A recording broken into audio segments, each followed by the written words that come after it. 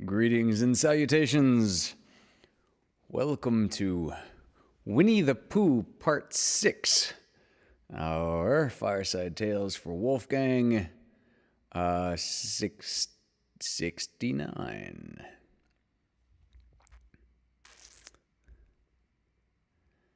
Hello, Zach White, Pearly Kitty, Mom, Angelica Bolschweiler, hello, Christina Beelan.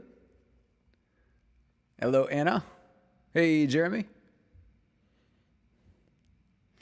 Terry Smith. Kathy B. Hi, Christy. Hello, Joe Warren. Meg Sampson's here. Nick Davila. I think I said hi, Christy. Did I? I think I did. First workout today since having COVID. Congratulations, Christy. Getting back on it. Very good. Christy Davila, it's quite all right. She says she's probably fall asleep tonight. I'm wiped. Well, tonight are literally a lot of these stories tonight were written as bedtime stories.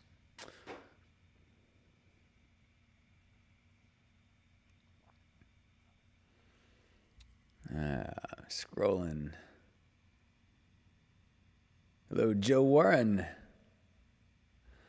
All right, so thought I would lead off this evening with a little poetry.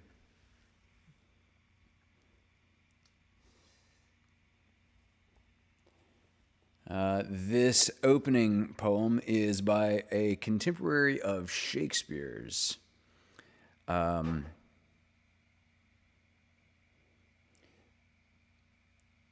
Christopher Marlowe lived in England at the same time as Shakespeare.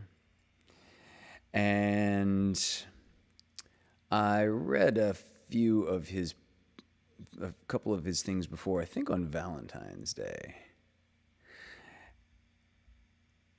So this evening, here is something from one of his works called Hero and Leander. This is usually referred to by one line: "It lies not in our power to love or hate." By Christopher Marlowe. It lies not in our power to love or hate, for will in us is overruled by fate. When two are stripped, long ere the course begin, we wish that one should lose, the other win. And one especially do we affect of two gold ingots, like in each respect. The reason no man knows, let it suffice. What we behold is censured by our eyes. We're both deliberate, the love is slight. Whoever loved that loved not at first sight.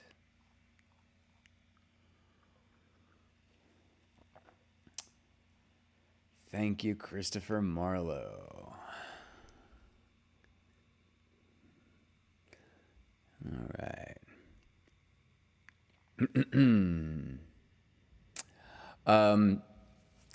So, I've got a few things, in addition to the last Winnie the Pooh chapter from the original book. I've got a few things for you this evening, also from A.A. Milne. And this first one is just kind of an odd little thing that I just like it. This is not a short story. This is an essay. So you can think of it as a meandering, thoughtful musing, I suppose. There was this collection of essays called Not That It Matters, and this collection of essays appeared in a variety of newspapers at the beginning of the last century. It's sort of an upper-class, mild-mannered humor of the 1920s. Many were charming and generally humorous in a gentle, whimsical way, as you might expect from the author of Winnie the Pooh. This essay is a short essay called Goldfish from the collection Not That It Matters, 1920, by A. Milne. Let us talk about, well, anything, you will. Goldfish, for instance. Goldfish are a symbol of old world tranquility or mid-Victorian futility, according to their position in the home. Outside the home, in that wild state from which civilization has dragged them, they may have stood for daredevil courage or constancy or devotion. I cannot tell. I may only speak of them now as I find them, which is in the garden, or in the drawing room, or in their lily-leaved pool sunk deep in the old flagged terrace, upon whose borders the blackbird whistles his early morning song. They remind us of sundials and lavender and old delightful things, but in their cheap glass bowl upon the three-legged table above which the cloth-covered canary maintains a stolid silence, they remind me of anti-maskers, which is a small cloth placed over the backs or arms of chairs or the head or cushions of a sofa to prevent soiling of the permanent fabric underneath. And they remind me of horsehair sofas and all that is depressing. It is hard that the goldfish himself should have so little choice in the matter. Goldfish look pretty in the terrace pond, yet I doubt if it was the need for prettiness which brought them there, rather the need for some things to throw things to. No one of the initiate can sit in front of nature's most wonderful effect, the sea, without wishing to throw stones into it. The physical pleasure of the effort and the aesthetic pleasure of the splash combining to produce perfect contentment. So, by the margin of the pool, the same desires stir within one.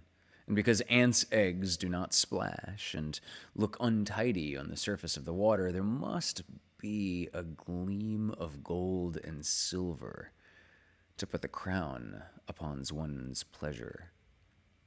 Perhaps when you have been feeding the goldfish, you have not thought of it like that. But at least you must have wondered why, of all diets, they should prefer ants' eggs.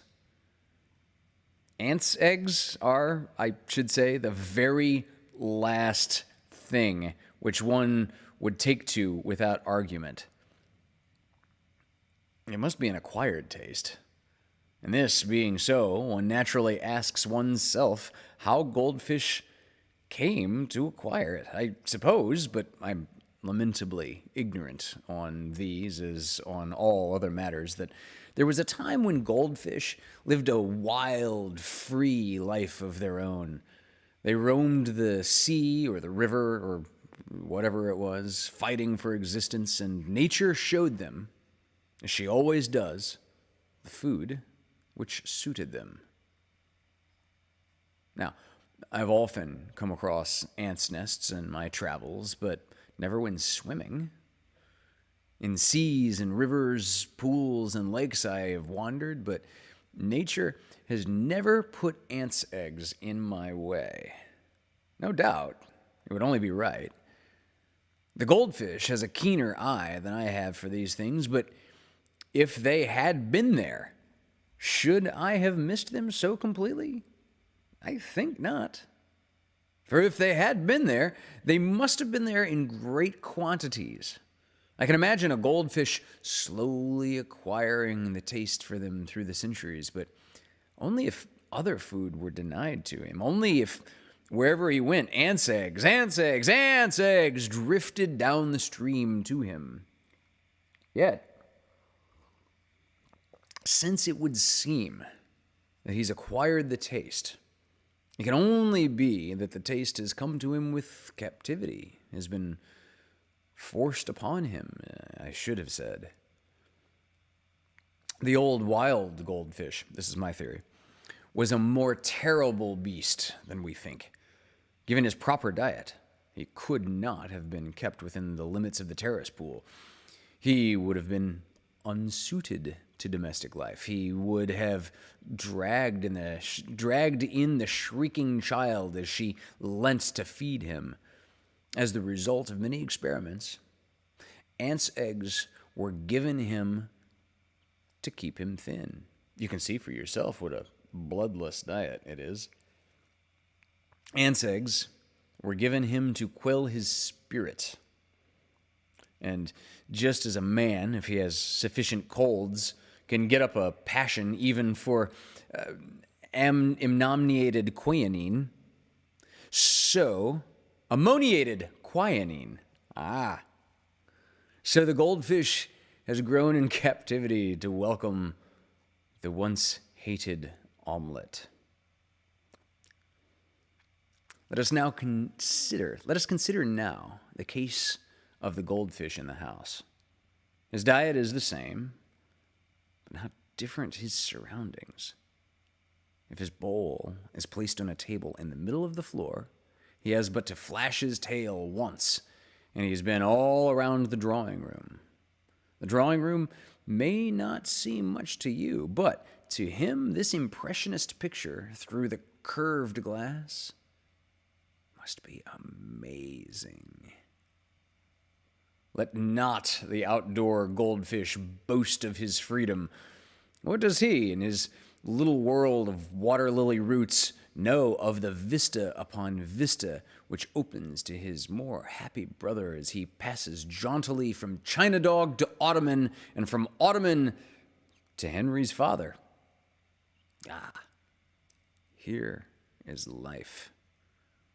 It may be that in the course of years, he will get used to it, even bored by it.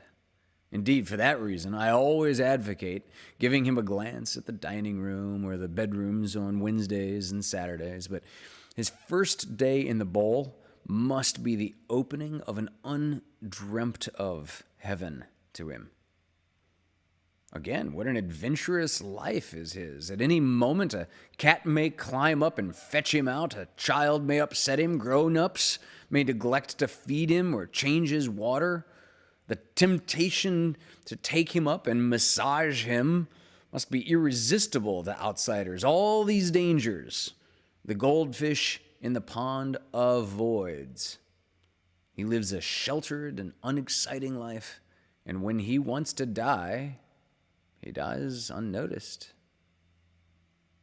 unregretted, but for his brother, the tears and the solemn funeral. Yes, now that I've thought it out, I can see that I was wrong in calling the indoor goldfish a symbol of mid-Victorian futility. An article of this sort is no good if it does not teach the writer something as well as his readers. I recognize him now as the symbol of enterprise and endurance, of restlessness and post-impressionism.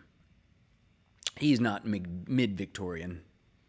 He is 5th Georgian, which is all I want to say about goldfish.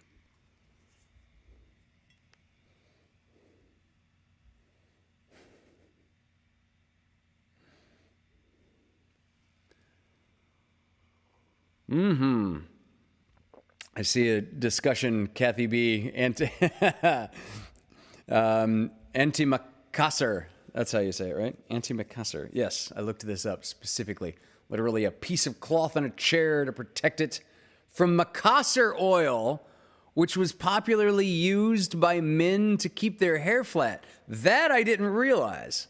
Okay, so I guess it's like Ulysses S. Grant's pomade from O Brother, Where Art Thou? That's George Clooney's character. And I love my hair jelly, thank you. The pleasing odor is half the point.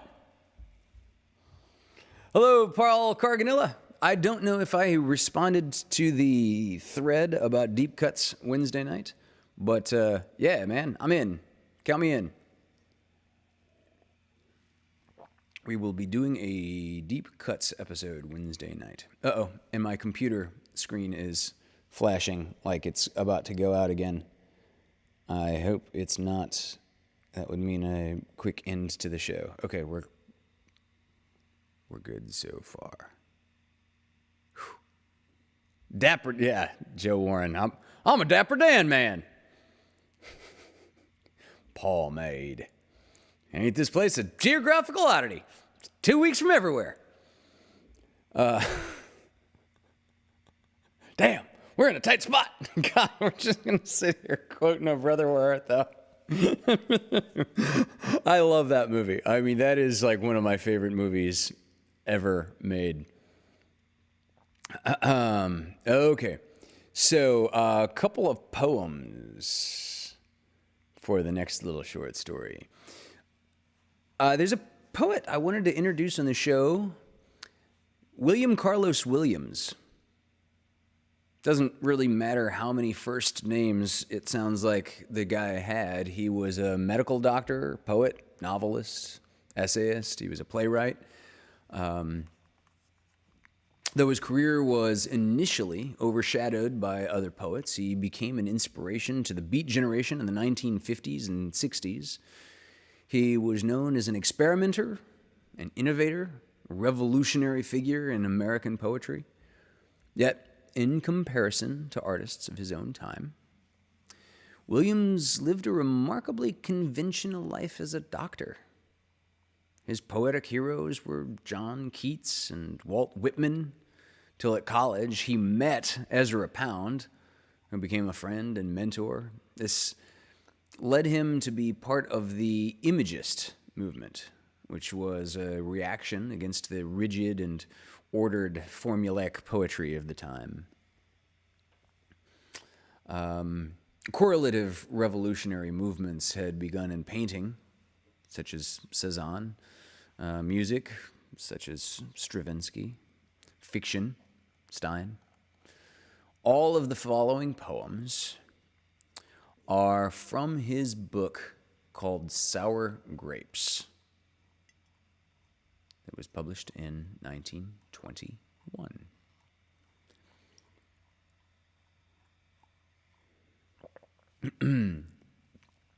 So from the book Sour Grapes, published in 1921, this poem is January by William Carlos Williams. Again, I reply to the triple winds, running chromatic fifths of derision outside my window. Play louder. You will not succeed. I am bound more to my sentences the more you batter at me to follow you, and the wind, as before, fingers perfectly its derisive music. It's funny, that's actually a little reminiscent. Just this afternoon, I was reading some Isaac Asimov short stories. And he was saying in the preface to one of his short stories that he is one of the stranger humans out there because he hated nice sunny days of perfect weather. The reason being is he would close himself off to concentrate on the typewriter and write, and with completely artificial light so that there was no like brighter, lighter times, just no weather to distract him, no birds, animals outside windows, etc. And those sunny, perfect days made it really hard for him to just stay in and work. So, I like that little conclusion there. Again, I reply to the triple winds running chromatic fifths of derision outside my window. Play louder, you will not succeed. I am bound more to my sentences the more you batter at me to follow you, and the wind, as before, fingers perfectly its derisive music, calling for distraction. Yeah. Hello, Kelsey Blaine Gibson. Hi, Charity Swanson. Hello. Hi, Dari. Did I say hi to Dari? I don't think I said hi, Dari. Okay, so here is one more poem from the same book, Sour Grapes, published in 1921. This poem is called Blizzard by William Carlos Williams. Snow. Years of anger following hours that float idly down. The blizzard drifts its weight deeper and deeper for 3 days, or 60 years, eh? Then the sun, a clutter of yellow and blue flakes. Hairy-looking trees stand out in long alleys over a wild solitude. The man turns, and there, his solitary track stretched out upon the world.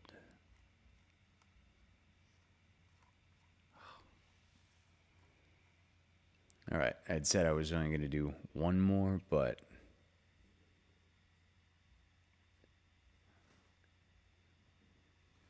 here's yet another.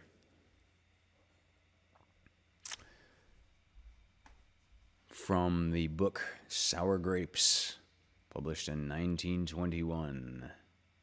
This is Winter Trees by William Carlos Williams.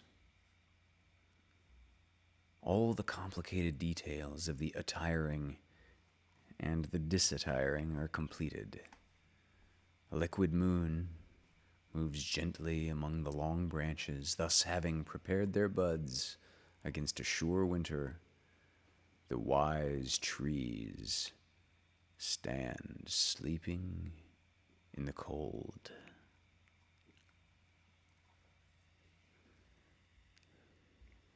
Yeah.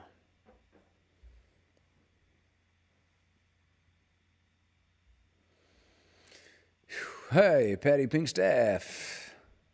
Hello, hello. Thank you very much, Patty. She liked, shaved. Let me try this again.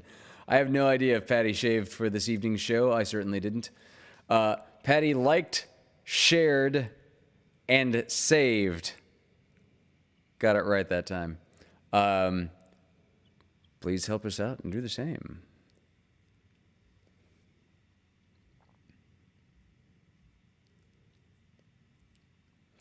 Okay.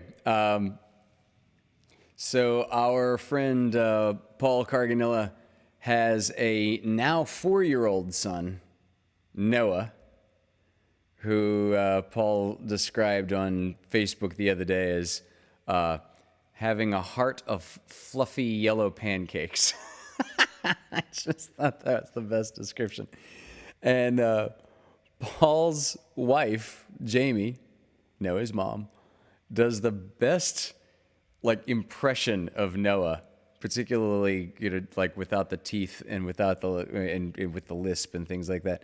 So I think my favorite detail about this story is not the complex plot, but is the little English kid who is 3 years old, if I'm recalling this correctly.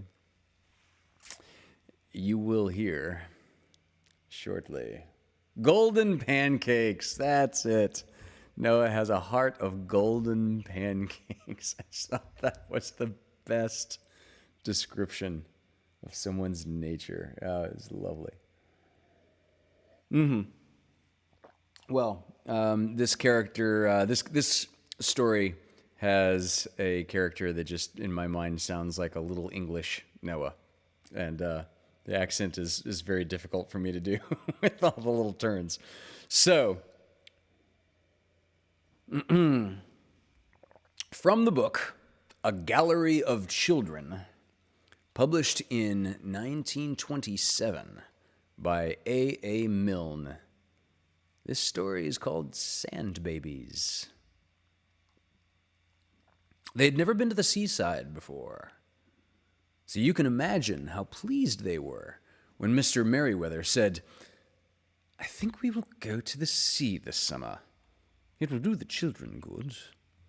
They all began to jump about and get very excited, all except John. John had heard about the sea, but he didn't quite believe it. So he said to his father, When you go to the seaside, do you really see the sea? All the other children laughed, and Mary, the eldest, who knew everything, said, Silly, of course you do. John kept his eyes on father and said, Do you really? And his father said, Yes, old boy, you do. And then John gave a great sigh of happiness and said, I thought perhaps you did. And he walked round and round the garden singing, I'm going to see the sea. Mary went off with her mother to talk about what sort of clothes they would all want. Mary was 10, and when you are 10 and the eldest, almost everything depends on you. John was 3, and the youngest, and sometimes Mary was not quite sure whether she was John's mother or not. If you could have 2 mothers, then she was one of them. The great question, said Mr. Merriweather next day, is, where shall we go? John looked at him as if he could hardly believe. I thought we were going to the sea, he said, almost crying. Silly, of course we are, said Mary. But there are lots of places by the sea. Let's go to a place where there are heaps of lovely shells. And sand, said Margaret. And rocks, said Joan. And pools. Shells, sand, rocks, pools, wrote Mr. Merriweather on his cuff. Anything else? John tried to speak once or twice, but nothing happened. Yes, darling, said his mother. Fee, said John faintly. And see, wrote Mr. Merriweather. And what do you want, Stephen? Stephen was 4. He thought a good deal, but never said anything. So if it hadn't been for Joan, nobody would ever have known what he wanted. Ah, Stephen wants the same as me. Don't you, Stephen? Said Joan quickly. Stephen nodded. He was thinking of something else. On the Monday, they all went off. As soon as they got out at the station, Mr. Merriweather said, I can smell the sea. And Mary said, so can I. But she couldn't really. John very nearly cried again because he thought the sea was something you saw, not just something you smelt. But Mary told him that tomorrow, after breakfast, he would really see it. Wouldn't he, Mother? And Mrs. Merriweather said, yes, it was too late now. Better wait till tomorrow. So they waited till tomorrow. As soon as they had finished breakfast, and they were all too excited to eat much, except Stephen, who could think just as well whether he was eating or whether he wasn't, Mary took them out. Mr. Merriweather stayed behind to read his paper, and Mrs. Merriweather stayed behind to see about dinner because they knew they could trust Mary. Joan and Stephen walked in front, Joan chattering to Stephen and Stephen thinking. Then came Margaret, talking eagerly over her shoulder to Mary, and then came Mary holding John's hand, saying, we're nearly there, dear. Suddenly, they turned the corner, and there they were. Mary said proudly, there, darling, there's the sea. Margaret said, isn't it lovely? Joan said, oh, look, Stephen. Stephen said, nothing, of course. And John opened his mouth to say something, but turned very red and burst into tears. They were all very sorry for John, except Stephen, who was thinking of something else. The worst of it was that none of them knew what was the matter with him.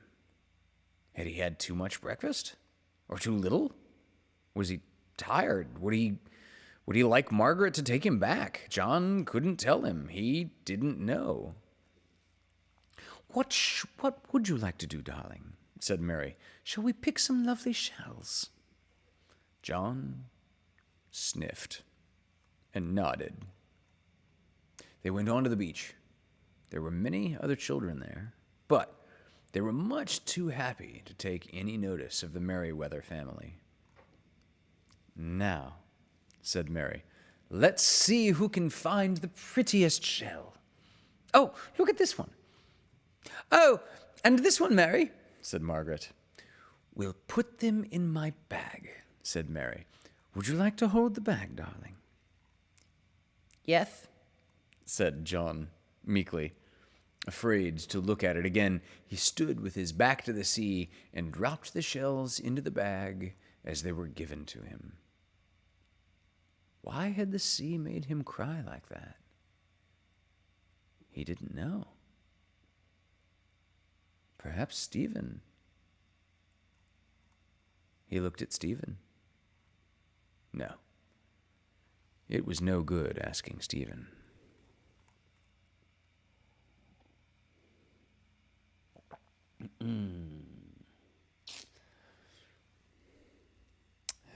Hello, Emily Thatcher.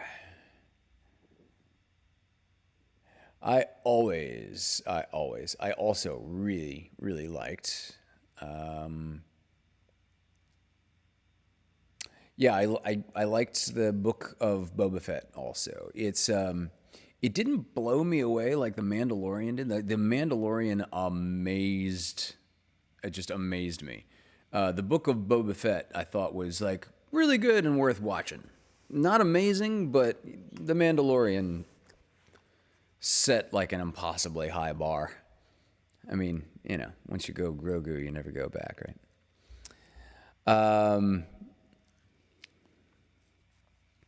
All right, I'm going to jump back to a little more poetry from William Carlos Williams. William Carlos Williams. This poem is called Spring Storm by William Carlos Williams. The sky has given over its bitterness. Out of the dark change all day long, rain falls and falls as if it would never end. Still, the snow keeps its hold on the ground, but water from 1,000 runnels, it collects swiftly, dappled with black, cuts a way for itself through green ice in the gutters. Drop after drop, it falls from the withered grass stems of the overhanging embankment.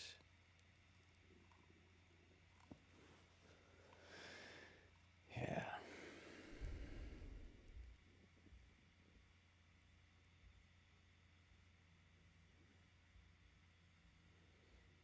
Yeah, freaking Steven.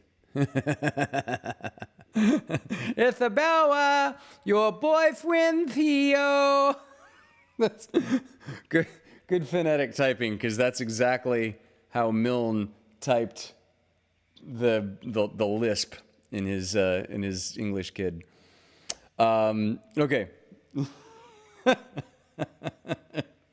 That was a pretty good highlight to that video. If anyone in the sound of my voice has not seen the group number We Don't Talk About Bruno over on the Vaudacity channel, go look it up. It's something. But Noah Carganella has at least one featured bit, and that Isabella Bella, your boyfriend Theo. He-yo, H-E-Y-O, indeed. Almost bear time. Almost bear time. Okay, this is The Birds by William Carlos Williams. The world begins again, not wholly insufflated, the blackbirds in the rain upon the dead top branches of the living tree, stuck fast to the low clouds, notate the dawn. Their shrill cries sound, announcing appetite, and drop among the bending roses and the dripping grass.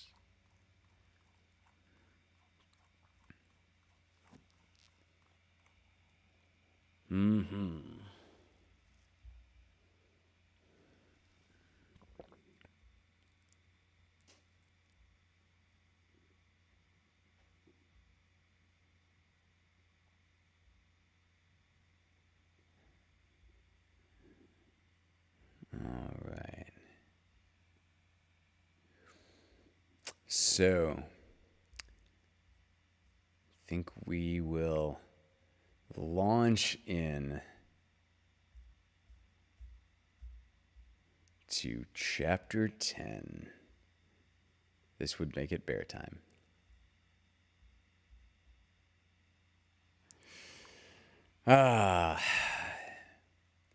I'm almost sad to do it. I'm really gonna miss this particular series of stories. I've really liked doing this show from the very beginning, and I've just always, from before it was even a show, it was just reading to Wolfgang by the fire, and then Christina coming through for a visit and reading to both of them on the balcony and saying, if we just turn a camera on this, see who tunes in. And I've just always enjoyed doing these. But this one in particular, Winnie the Pooh, has been such a highlight pleasure. I've loved these characters. I've loved discovering these characters, finding voices, characterizations, how they think pattern, how they do. The only thing that I've repeated so far, besides a poem here and there, has been Christmas Carol, doing it on Christmas, both years. So yeah, Kathy B, perhaps I will have to do Pooh again next year. There are other Winnie the Pooh publications by Milne, and I don't know when any of the rest go into public domain. But I hope more come soon. I've so enjoyed doing these.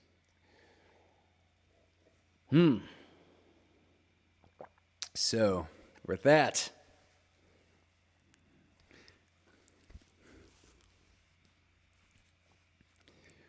we can go to chapter 10. Bear. Yeah.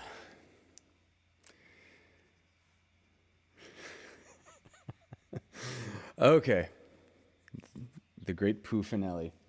Chapter 10, in which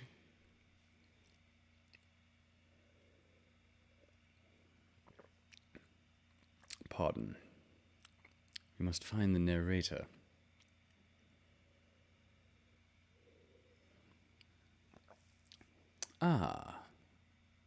There he is.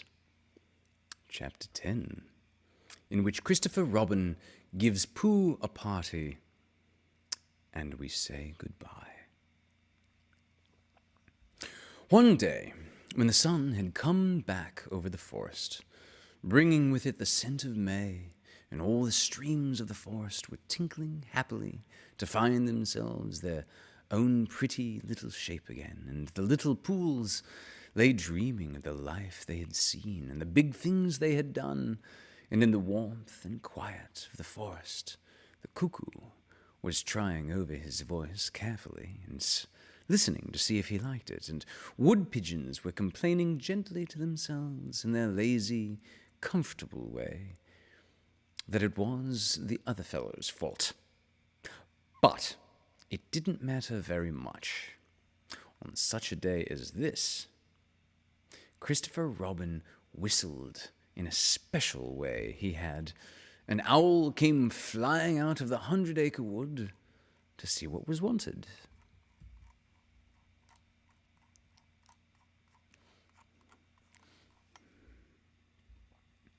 "Owl," said Christopher Robin, "I am going to give a party." "You are you?" said Owl. "And it's going to be a special sort of party because of what Pooh did, when he did, what he did to save Piglet from the flood." "Oh, that's what it's for, is it?" said Owl. "Yes. So, will you tell Pooh as quickly as you can, and all the others, because it will be tomorrow." "Oh, it will it?" said Owl, still being as helpful as possible. "So will you go and tell them, Owl?" Owl tried to think of something very wise to say, but he couldn't. So he flew off to tell the others. And the first person he told was Pooh.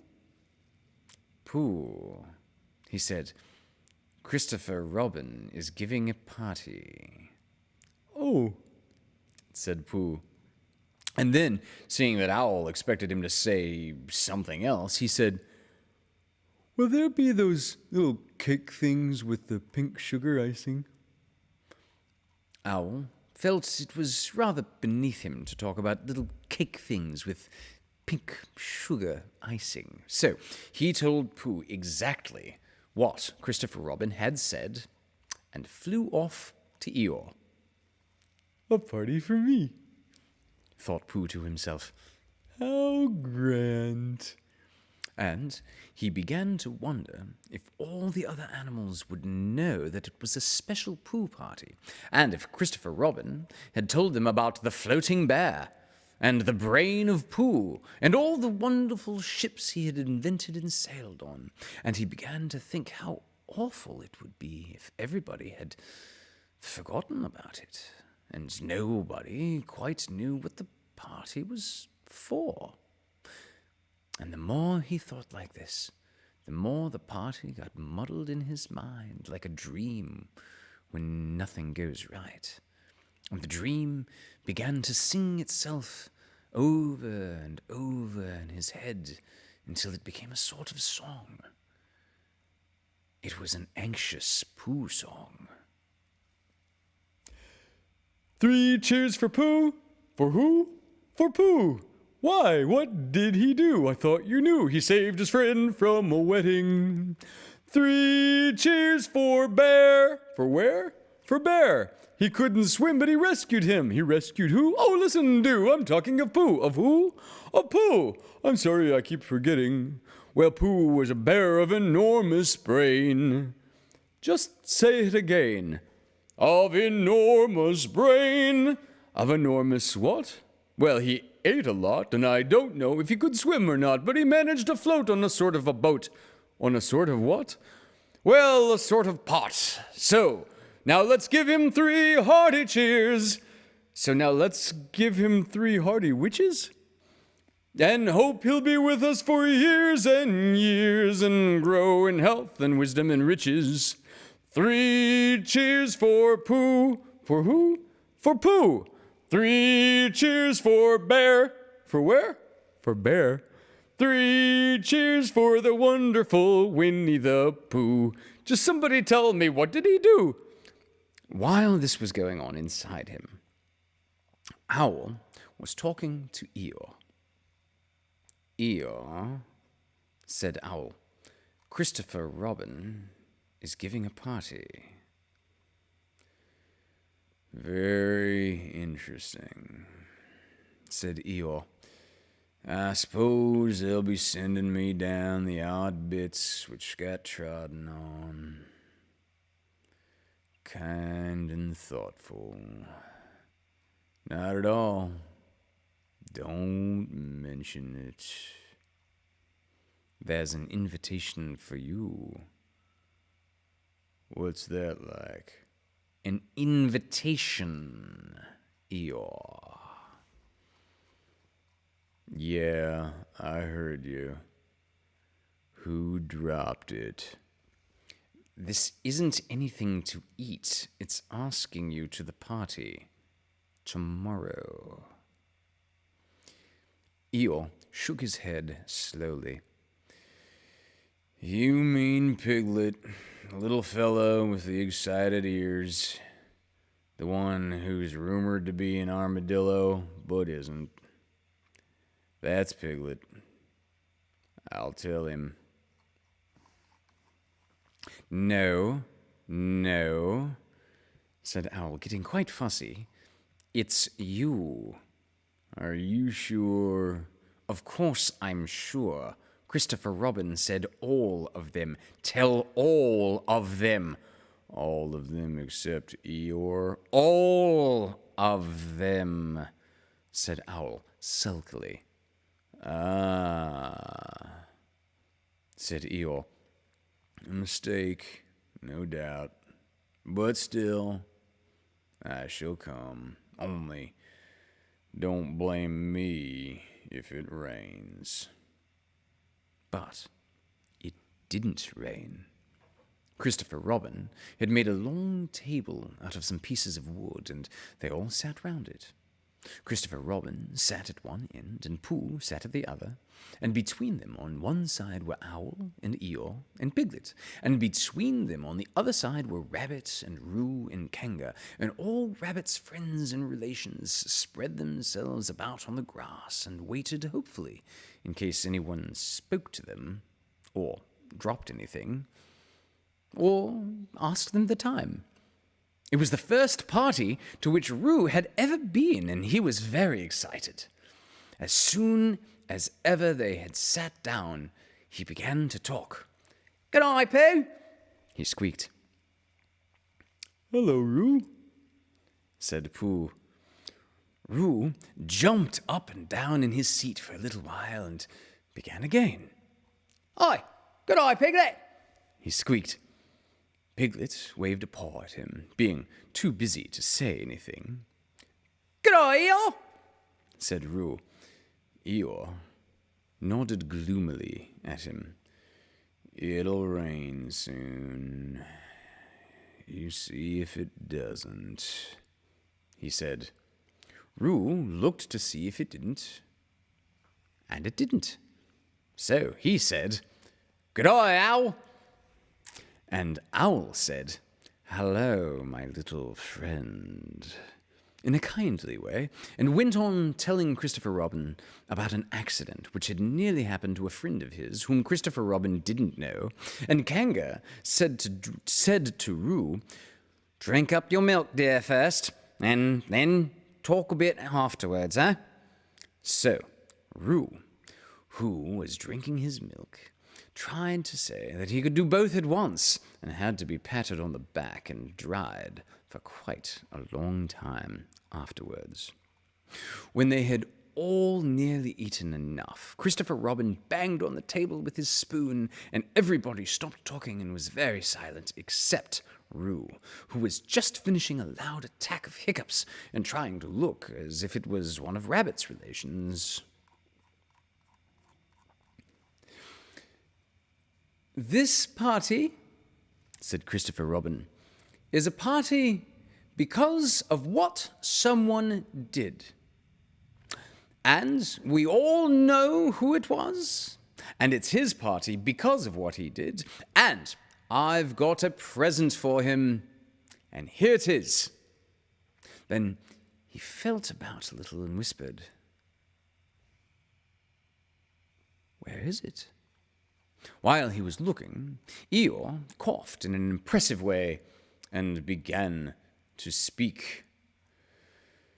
"Friends," he said, "including oddments, it's a great pleasure, or perhaps I better say it has been a pleasure so far, to see you at my party. What I did was nothing. Any of you, except Rabbit and Owl and Kanga, would have done the same. Oh, and Pooh. My remarks do not, of course, apply to Piglet and Roo because they're too small. Any of you would have done the same, but it just happened to be me. It was not, I need hardly say, with an idea getting what Christopher Robin is looking for now. And he put his front leg to his mouth and said in a loud whisper, "Try under the table," that I did what I did. But because I feel that we should all do what we can do to help, I feel that we should all... said Roo accidentally. "Roo, dear," said Kanga reproachfully. "Was it me?" asked Roo, a little surprised. What is Eeyore talking about? Piglet whispered to Pooh. "I don't know," said Pooh, rather dolefully. I thought it was your party. "I thought it was. Once. But I suppose it isn't." I'd sooner it's yours rather than Eeyore's, said Piglet. "So would I," said Pooh. Said Roo again. "As I was saying," said Eeyore loudly and sternly, "as I was saying when I was interrupted by various loud sounds, I feel that..." "Here it is!" cried Christopher Robin excitedly. "Pass it down to silly old Pooh. It's for Pooh." "For Pooh?" said Eeyore. "Of course it is. The best bear in all of the world." "I might have known," said Eeyore. "After all, one can't complain. I have my friends. Somebody spoke to me only yesterday, and it was the last week or the week before that Rabbit bumped into me and said, 'Bother the social round.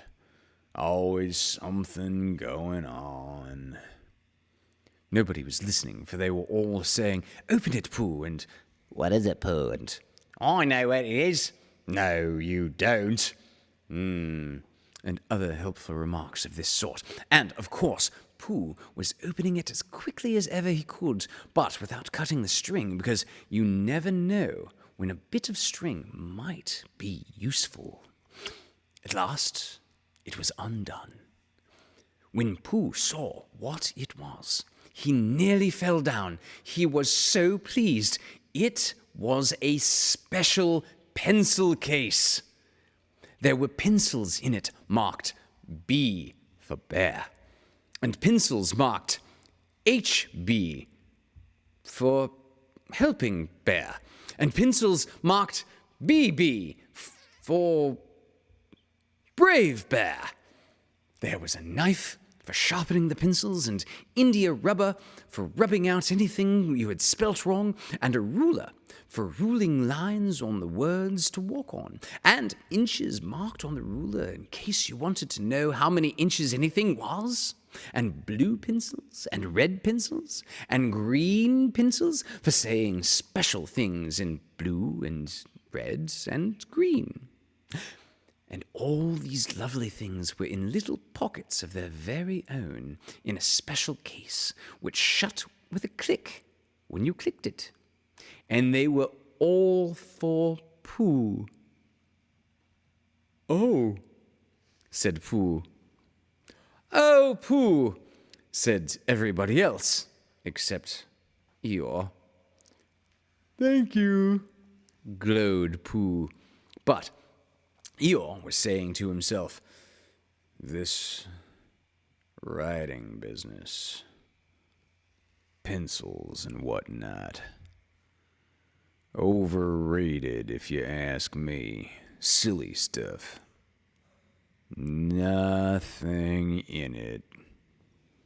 Later on, when they had all said goodbye and thank you to Christopher Robin, Pooh and Piglet walked home thoughtfully together in the golden evening, and for a long time they were silent. When you wake up in the morning, Pooh, Said Piglet at last. what's the first thing you say to yourself? What's for breakfast? Said Pooh.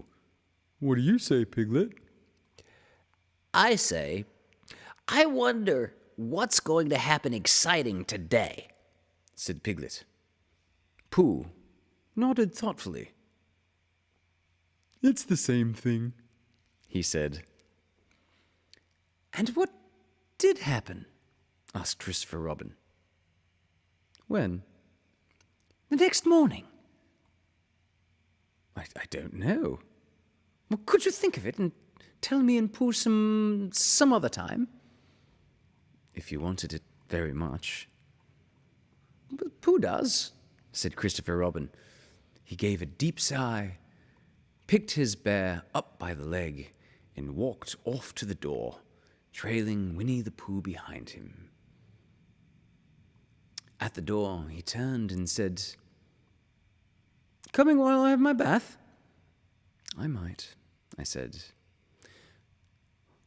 "Was Pooh's pencil case any better than mine?" "It was just the same," I said. He nodded and went out, and in a moment I heard Winnie the Pooh bump, bump, bump, going up the stairs behind him.